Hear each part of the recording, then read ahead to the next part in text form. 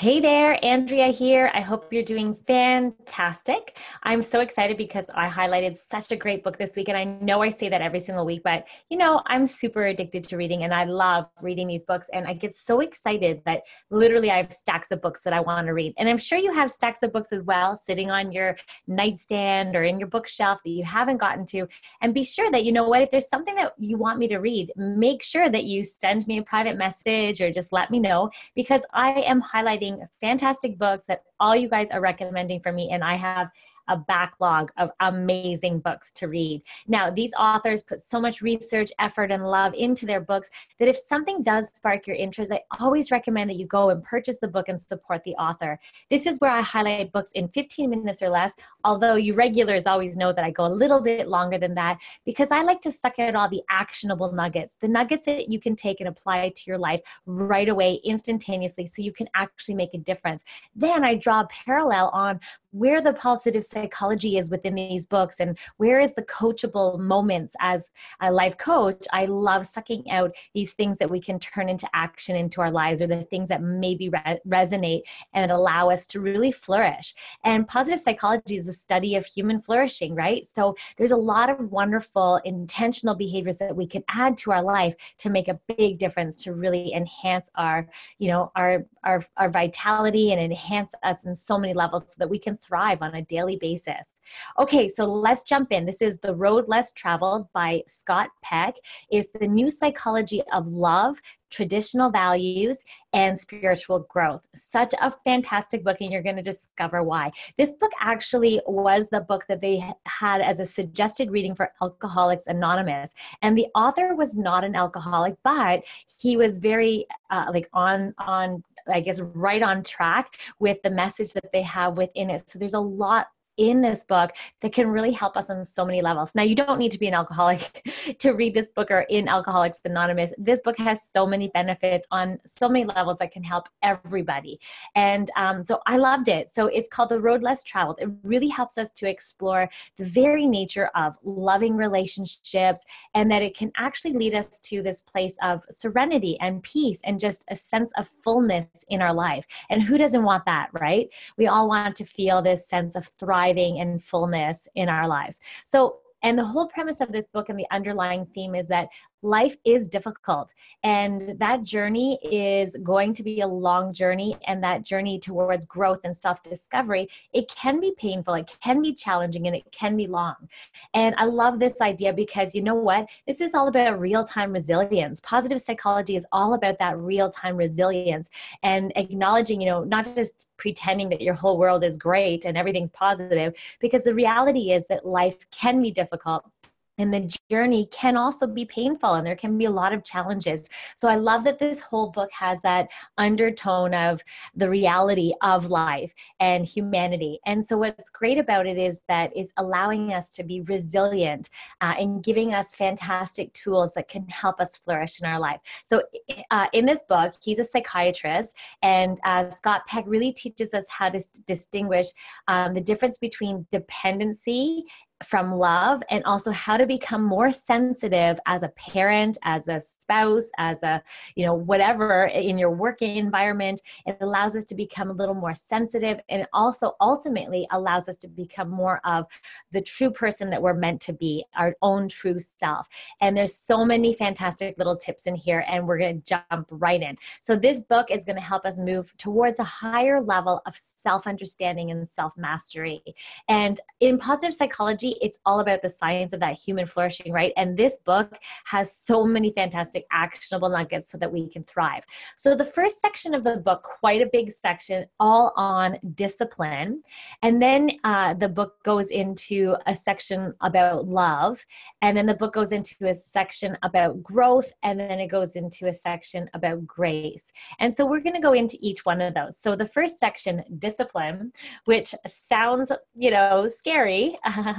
And it sounds like it's going to be work, but you're right. It actually is. Okay. So this section is that we are going to have problems and we are going to have pain. Life is difficult, and that is the great truth. And so it's actually even one of the Four Noble Truths that Buddha teaches, right? That life is going to be challenging, that life is difficult.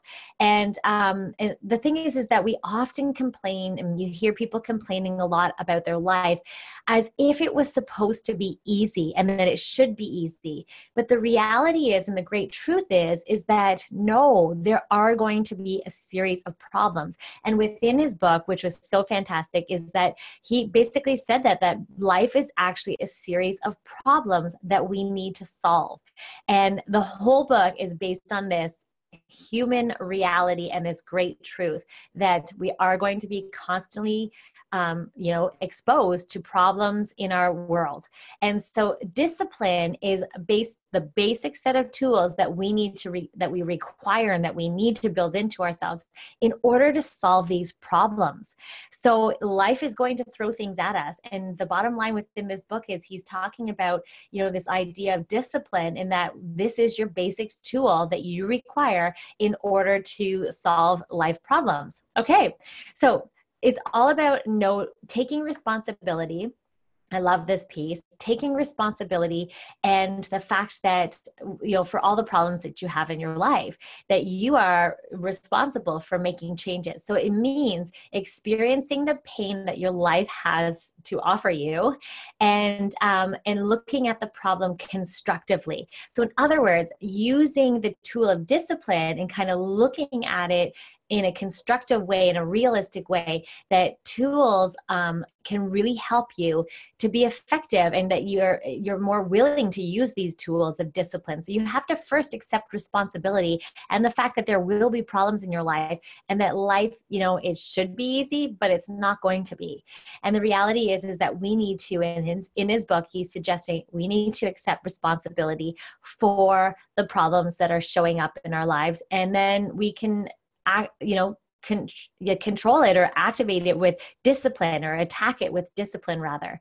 And so this pain can be confronted with these tools of discipline. And basically, when we confront the pain, we're not avoiding it. A lot of times when we have challenges in our life, we maybe avoid that challenge, or we try to distract ourselves away from it, or we blame other people. So the idea here first is to accept responsibility for the problems that come up in our lives, and to confront the pain, not avoid it.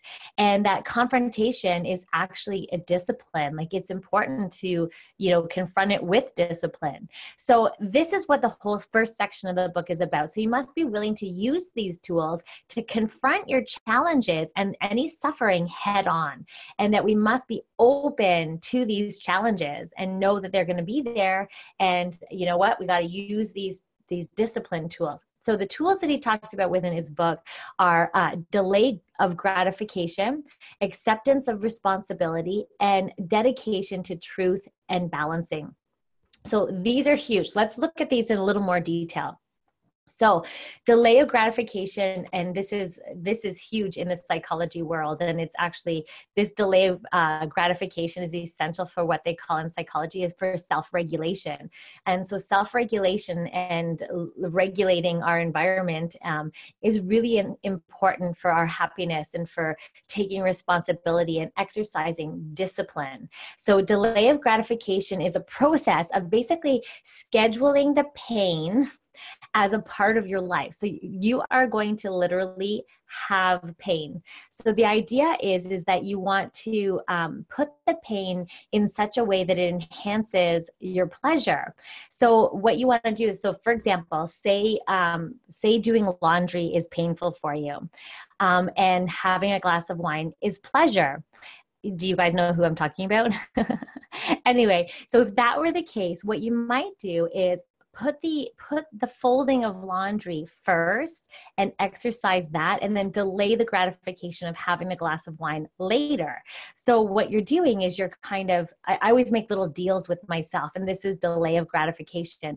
I'll say, okay, I have to walk around the block, fold my laundry before I can have a glass of wine. And the wine is like a reward, and I delay that. And science has shown that it's best to schedule and kind of order your time. So do the more painful things first to get them over with, and then you have kind of a reward after, or you have your gratification after. So it really, it's been studied and it's so powerful. And this discipline is really important for us to manage challenge in our life, to manage things that are going to come up that aren't so great. And it's one of these wonderful tools of discipline that we can use. And so, for example, I mean, I'm sure if you're a parent, you've done this one, right? You got to eat your broccoli, before you have your ice cream for dessert. And you know what? Maybe kids don't like broccoli as much, but then that's the delay of that gratification is what's going to make them do the thing that's not as pleasurable first. So it's really huge and is very powerful. And this delay of gratification is a great tool to prevent procrastination, and it makes you feel a sense of accomplishment, because it's like you delay that reward so you get all the things that are kind of sort of painful done first. So I like that. I like gamifying it personally. And so I love that tool of discipline. I definitely use it myself, and I hope that is something that you can apply to your life. What is it that you're procrastinating or putting off, or what is it that's kind of painful for you to do, but it's a challenge in life and it's something you need to do. And then what would be gratifying for you, and that you can kind of schedule and plan to delay that gratification and put the things that are a little more painful in front. So yeah, journal that one, figure out how it is that you can best schedule and order your time. All right, so the other element of discipline, or this other tool, is dedication to truth. Now, this one is really powerful as well, because this tool of discipline or technique of dealing with pain and problem solving is all about staying dedicated to the truth. And the truth is reality. So the more clearly that we can see our reality and what is true, the better we can deal and handle challenge. And so our minds have this tendency to get into these stories or falsehoods or misperceptions or illusions, and we create what's called story. And it actually affects our ability to create a correct course of action.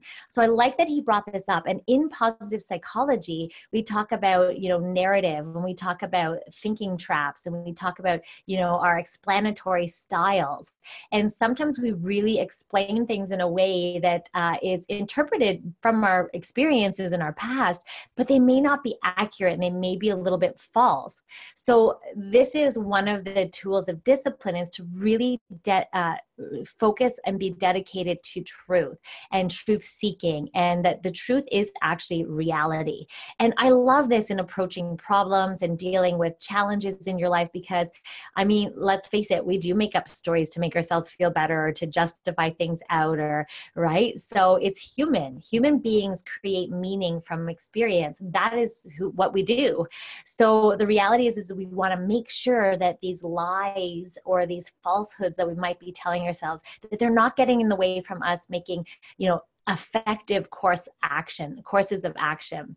Okay, so the next discipline, or the next discipline tool that can really help us, is acceptance of responsibility. We talked about it a bit in the intro as well, but this acceptance of responsibility is that we must accept responsibility for the problems that are in our life in order to solve them. If we're not accepting responsibility, if we don't think that there is a problem, then we're not going to try and solve it, right? We often go to a place of not accepting responsibility for personal problems, and that's not good, because then things don't get solved and we don't take responsibility and we're not taking action.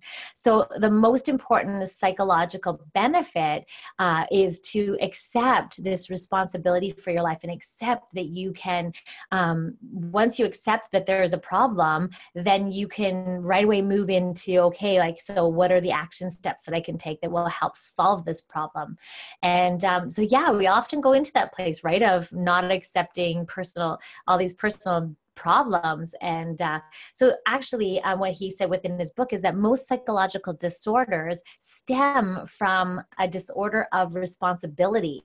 So not taking responsibilities is where people tend to get upset and have anxiety and all kinds of things, right?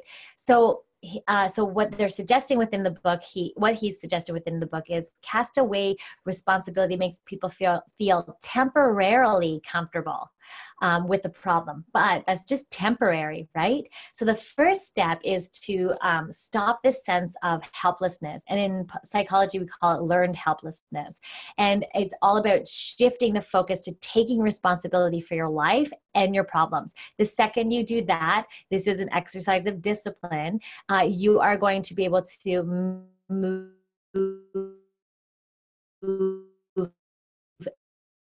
into a place in psychology. This is this accepting or not accepting of responsibility is called the locus of control, right? Like internal locus of control, what you feel like you have control over.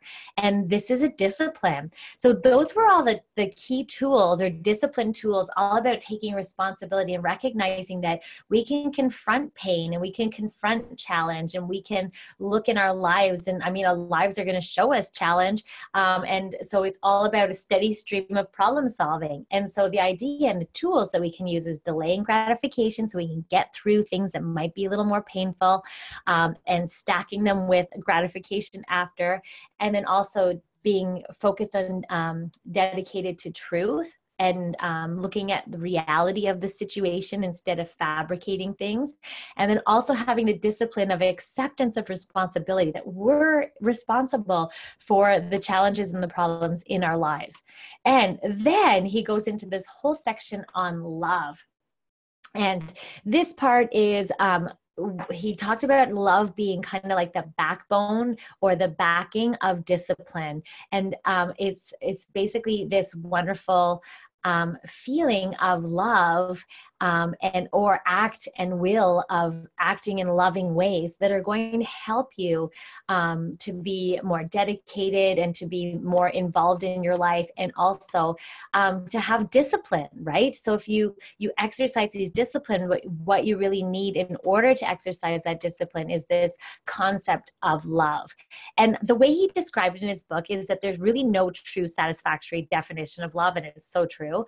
But for the purpose of this book, he defined it as more the will to extend one's self for the purpose of nurturing one's own or another's growth. So I thought that was so beautiful. So basically it's the will, right? The action, the will that we extend, that we give, that we put out, of you're basically nurturing and helping yourself as well as others grow. And that's what love is. And that's the definition of love within his book.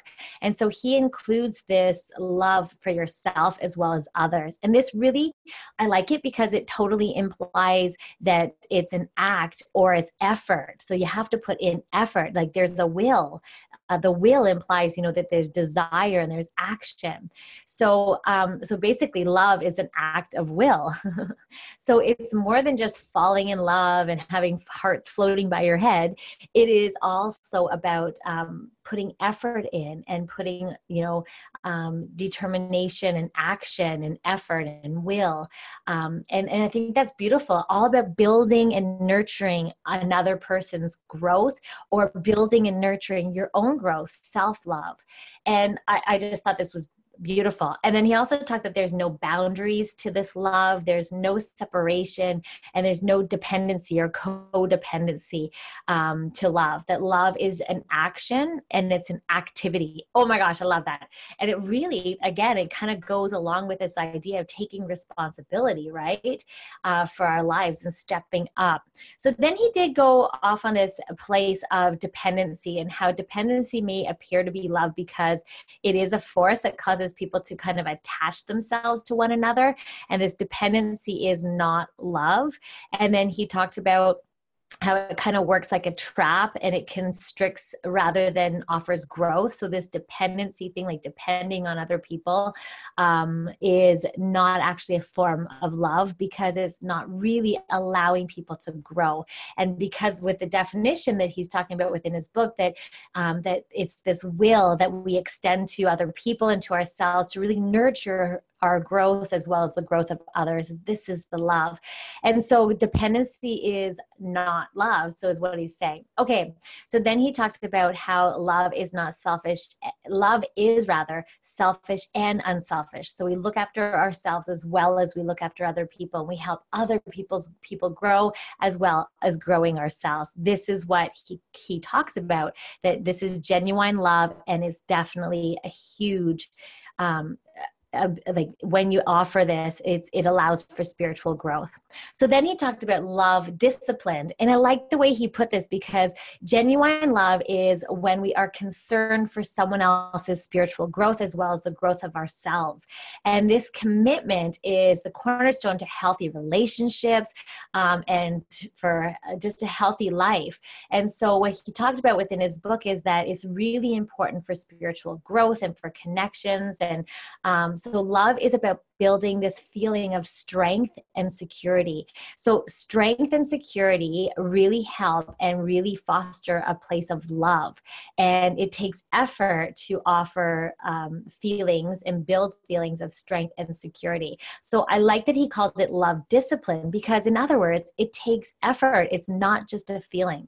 And the example that he used within his book, and I thought it was incredible, is he talked about an alcoholic man that's sitting at a bar professing his love for his wife and his family. And he's sitting there at the bar. And and that's such a great example, because love is not just a feeling, but rather it's genuine love is actually a commitment. So what he's saying is that it may be difficult and painful to search for evidence of love in action. So it's hard.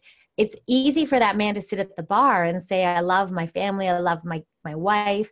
It's easy to speak of love as a feeling. However, what he's saying is that the real difficulty and the real challenge is actually searching for evidence of love in action. And that is huge, right? Oh my gosh. So that's what I liked about that. And so there is work involved. So the work that he talked about within his book is this work of attention. So what he's saying is that love requires effort, and that it takes this extra step and this extension of effort in order to, it's an extension of ourselves. It's going to take effort. So when we love one another, we attend to them, we give them our attention. And what comes up for me is this attention or act of willing is all about, listening and being present and mindful in your relationships. And positive psychology, one of the fantastic tools that you can use is mindfulness, right? And savoring that person and listening and paying attention and really, being present. And he talked about this within his book, a whole section on paying attention, attending to, and listening. So the basic, he called it, and I love the way he put it within his book, is listening is love in action. And I thought that was so amazing. He also talked about extending oneself. So moving out of this place of laziness and into effort and courage. And then he did talk about be willing to change and adapt. Everyone around you is going to change and adapt, and you as well. And so the idea is to be kind of malleable or flexible and kind of go with the flow and allow for growth in others as well as growth within yourself. And acceptance of this is love. And it's just so beautiful, right? And then, you hear about those couples that the one couple wants to, grow and learn and move forward and enhance their lives and do all kinds of things. And the other couple is still, smoking and like unhealthy lifestyle and partying. And then there's a disconnect between that. And then what happens is that they think that they grow apart. But really what it is, right, is that it's just, they're not necessarily allowing each other to grow at their own pace, or they're not really attending to each other. And there's a disconnect. So many reasons there, right? But yeah, so extending oneself. So moving out of laziness into effort, into action, and be willing to change and adapt. So being malleable, right? And the example that I was giving was actually where the one person resents the other person for growing and changing. And I have had clients actually who have lost a whole bunch of weight, and who, and their husbands, they're not embracing that positive growth, and they're worried about losing their partner and that sort of stuff. So that, as you can tell, is not genuine love. And so the idea that he's talking about within his book is this allowing for growth. And that is what really true love is, and just allowing for each other to do well, and to, prosper and grow, and to accommodate that. And then giving each other this loving attention, which is listening, paying attention, extending yourself, be willing to change and adapt for people. And then also focusing on your own self-love requires independence and personal growth. And you need to value yourself in order to be, involved. You need to really turn inward and to exercise this self-love and care. And this growth will help you feel that value and feel valued. Isn't that incredible? So the idea is to just keep nurturing this idea of growth in yourself and others. And that's kind of what he's saying that love is, and that it's an action, it's a will, and it's all about, allowing someone to grow and kind of supporting that process. So I thought that section was really interesting. It's definitely a different perspective on love and healthy relationship. I think the main takeaway on that one is this idea of effort, will, and attention. And it's all about contributing and being concerned with someone's spiritual growth, with growth in general, and just supporting that. And then also showing up, attending to them, paying attention, listening, fostering this growth, and having it reciprocal back at you, and then also fostering your own self growth as well. And that's incredible. I thought that was powerful. Okay, so far we've talked about discipline, and then now we talked about love and the importance of love, and then now we're going to talk about growth.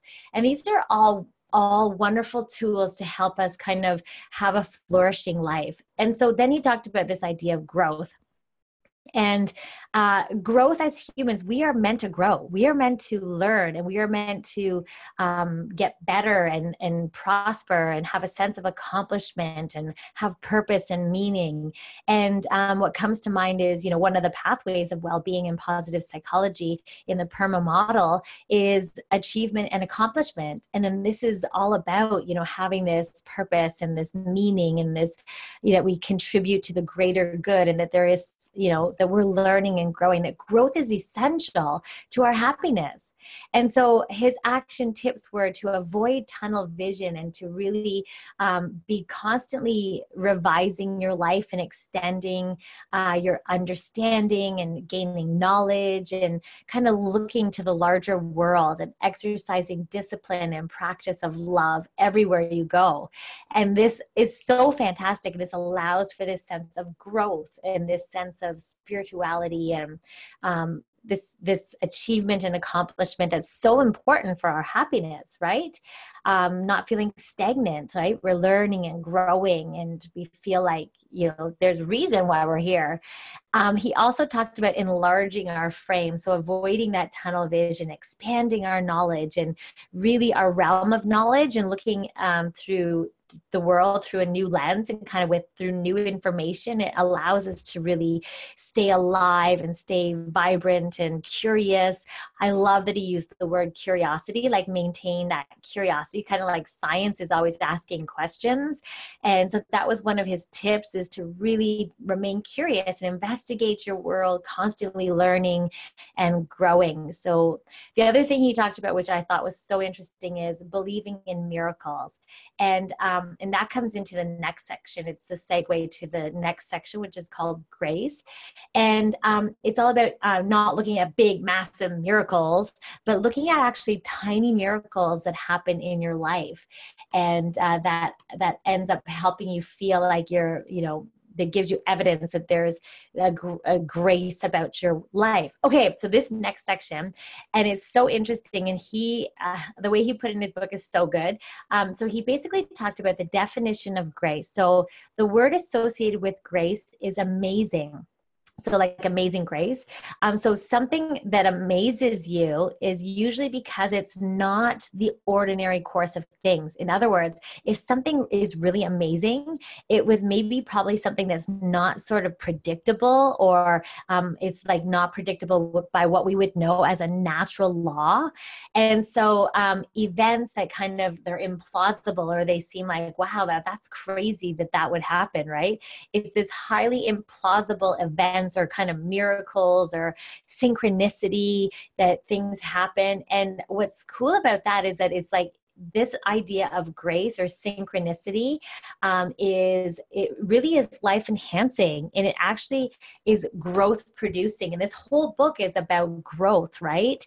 And I thought this part was so interesting. And so he's suggesting within his book is to really consider like the miracle of life, the miracle of your health, and really welcome grace wherever you see it. So notice, synchronicity in your life and coincidences. And it's like, it's so crazy because it's like, it defies, or it's like, there's no cause. It can't be determined with this natural law. That it's weird that it's happening with frequency. So this is synchronicity, right? It's like when you're talking about, say you're talking about Jason, and then suddenly Jason calls you on the phone, like that's synchronicity. Or you were just talking 2 days ago about maybe you wanted to try, whitewater rafting, and then you end up seeing all these commercials on whitewater rafting or something.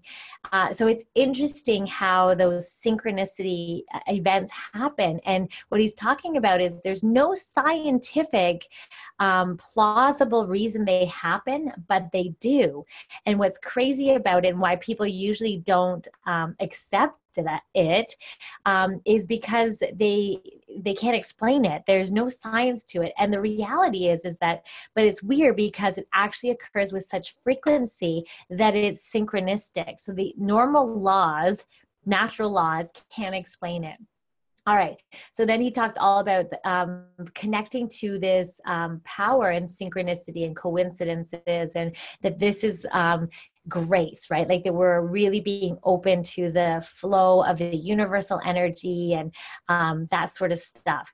And then also using the power of your unconscious mind, and that what you're thinking about sets the intention, right? So allow grace to serve you in your world.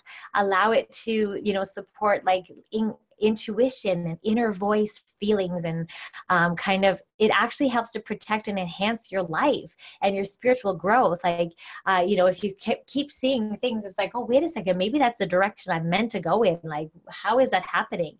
And I know in positive psychology, it's also called the confirmation bias. So when we start thinking about something, we will find things in our world that confirm what it is that we're thinking, right? And so there's a little bit of that in there with synchronicity probably, but at the same time, just allowing this grace to serve you as a human and really make you feel a sense of growth and connection and support and guidance. I love it for guidance. So even though it's incompletely understandable, you don't really understand it, he's suggesting that we do believe in miracles and we accept this grace to really help us with growth in our life and spiritual growth in general. So that's it. This book is incredible. The Road Less Traveled is kind of all about knowing that there's challenge in our lives and that we must adopt discipline or techniques in order to constructively deal with these challenges, and that we will have pain and we will have problems. So instead of avoiding them, using discipline and techniques that can help us get through them is really essential for our happiness. He also talked about that love is an act or will, and that it lies at the back of discipline, that genuine love is, you know, when we're concerned with someone's spiritual growth, and that love is essential as well as, you know, connection to others and personal growth and spiritual growth. And that's a huge, huge tool. So discipline and love, and I can't believe I just used the word love as a tool, but it's a form of action and taking responsibility in your life. And then also, as humans, we're meant to grow, we're meant to learn, and we're meant to really enjoy life experiences and to understand the world. And so this is all about spiritual growth. So learning and loving and discipline and expanding our views and being open to grace and flow in our life. So I love that. It's really life enhancing. So this book was a beautiful blend of, you know, love, grace, discipline, and growth that really allows us to, and leads us to wholeness.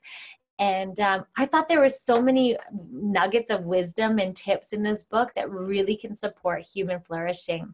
So that's it, everybody. I would love to hear what your takeaways are. And I hope you really enjoyed this book as much as I did. I thought it was incredible. And I'm so excited to hear your feedback. Thank you so much, everybody. Bye.